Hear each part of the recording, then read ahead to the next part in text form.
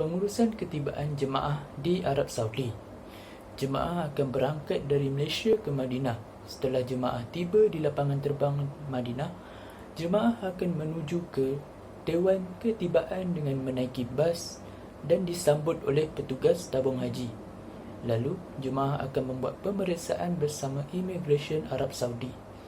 Kemudian, jemaah keluar dari terminal dan terus menaiki bas yang telah disediakan oleh muasasah untuk menuju ke bangunan penginapan di Madinah yang mengambil masa 30 hingga 60 minit.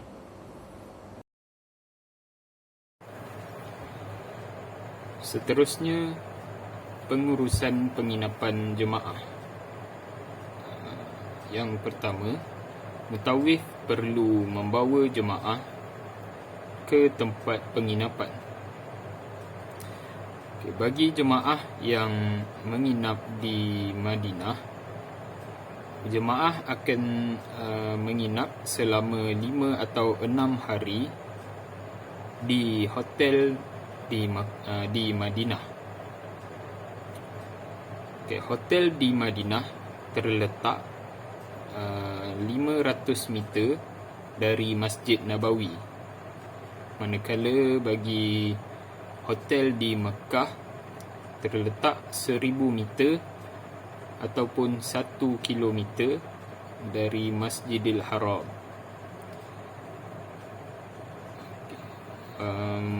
Untuk penginapan antara lelaki dan wanita telah diasingkan oleh pihak tabung haji. Pihak tabung haji juga telah menetapkan beberapa lokasi bangunan penginapan bagi jemaah haji. Terdapat 3 zon di Madinah dan 4 zon di Mekah. Bagi pengurusan sajian jemaah pula, pihak tabung haji hanya menyediakan santapan tengah hari dan makan malam sahaja. Selain daripada itu, cerik, teh dan gula turut disediakan di dalam setiap bilik para jemaah. Pengurusan haji bagi setiap maktab. Petugas haji akan sentiasa berada di setiap maktab yang telah disediakan. Setiap maktab akan mempunyai anggaran sebanyak 3,000 orang jemaah. Jemaah akan diurus sebaiknya bersama petugas tabung haji dan maktab muassasah. Selain itu, terdapat juga pengenalan warna bagi setiap maktab yang disediakan. Pengurusan bimbingan ibadat. Perkhidmatan kebajikan bimbingan ibadat mempunyai 4 perkara. Pertama, pembimbing ibadah haji, iaitu pestas yang sentiasa berada di setiap maktab dan zon di Tanah Suci. Kedua, pakar rujuk ibadah yang berada di ibu pejabat tabung haji di Makkah. Ketiga, ceramah di pusat perkhidmatan maktab dan pusat perkhidmatan zon, dan di mana jadual ceramah akan ditampal di setiap papan kenyataan maktab dan zon di Mekah. Keempat, semua jemaah wajib menghadiri semua program bimbingan pusat perkhidmatan maktab dan pusat perkhidmatan zon. Untuk perkhidmatan perubatan pula, pihak tabung haji menyediakan perkhidmatan perubatan bagi para jemaah sepanjang berada di Tanah Suci untuk memudahkan perjalanan para jemaah. Sebuah klinik telah disediakan di setiap maktab dan zon. Tambahan pula, ibu pejabat tabung haji di Madinah menempatkan pusat rawatan utama disokong dengan masing-masing satu klinik rawatan di 3 zon penginapan jemaah haji. Kerajaan Arab Saudi menyediakan perkhidmatan kesihatan secara percuma kepada jemaah haji atas semua jenis penyakit, termasuk membabitkan pembedahan. Begitu juga dengan pengimbasan magnetic resonance imaging atau MRI. Selain itu, pusat rawatan di Dar Al-Jifri menyediakan 37 katil pesakit. Ini termasuk bilik pemerhatian dan bilik rawatan kecemasan di zon kuning dan zon merah. Perkhidmatan ini juga telah mendapat kebenaran beroperasi daripada Kementerian Kesihatan Arab Saudi pada tahun 2019. Pihak tabung haji juga menyediakan perkhidmatan pakar perubatan dan pakar bios, ahli formasi, ahli diet, ahli fisio, pegawai perubatan, jururawat, juru sinar X, juru teknologi makmal perubatan serta petugas dari pelbagai bidang perubatan. Okey, seterusnya pengurusan perkhidmatan kewangan jemaah di Tanah Suci.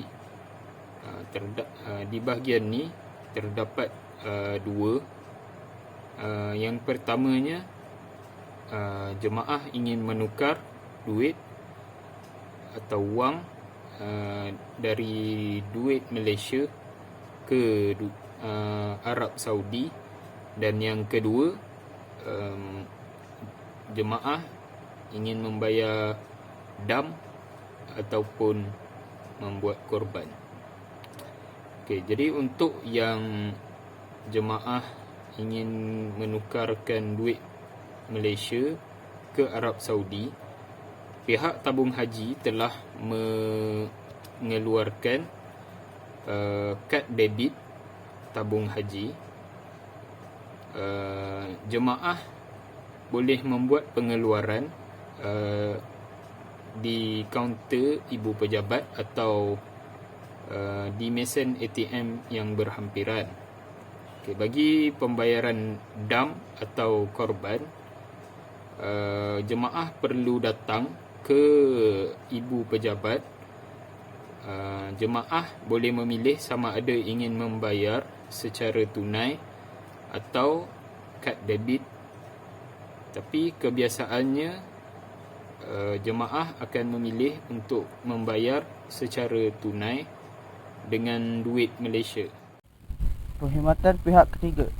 Perkhidmatan luar juga disediakan oleh tabung haji bagi jemaah haji, seperti perkhidmatan kebajikan penginapan, perkhidmatan sajian, perkhidmatan kebajikan petugas, perkhidmatan bimbingan ibadat, perkhidmatan kebajikan talian bantuan, ziarah pos laju Malaysia, Dobi, dan kemudahan komunikasi yang lain. Dan yang terakhir, pengurusan keberangkatan pulang jemaah ke tanah air. Okay. Mutawif atau petugas perlu memaklumkan kepada jemaah 5 atau 6 hari sebelum keberangkatan pulang.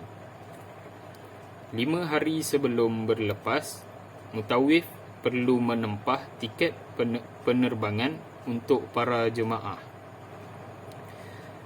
Mutawif juga perlu memaklumkan kepada jemaah mengenai maklumat penerbangan seperti hari atau tarikh dan tempat duduk dan sebagainya.